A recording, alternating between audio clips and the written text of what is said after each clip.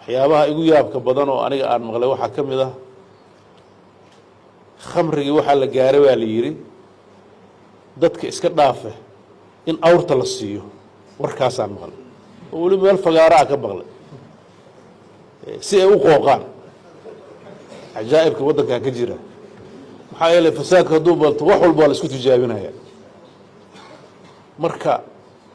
miyi iyo magaalaba fasaad badan baa jira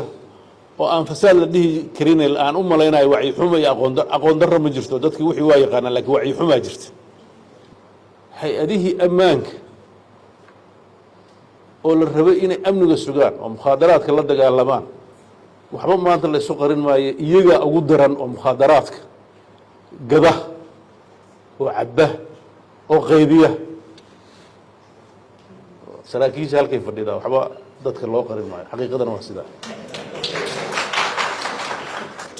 maxaa yeelay waxa burburaya aan fiirsanayno waa ubadkeena iyo mustaqbalkeena oo u baahan in wax laga qabto si gaar ah fariinteeda halka waa ugu dirayaa madaxda ciidamadu waa ay maqlayaan waxaa la rabaa ciidamada dalkan ee sharciga ilaalinaya inaysan noqon dadkii sharciga ku tuman lahaa dadkan inaad cadow soo weeraray aad ka difaacdaan oo banaanka ah maaha waxa ciidan ku tihiin waxa weeye cadow gudaha ah oo akhlaaq xumada ugu horeysa inaad ka difaacdaan weliba booliiska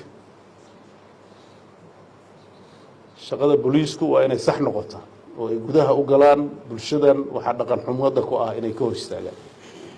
marka qof waxa uu qabanayo isagu ku sifoobay inuu ma shaqayn karo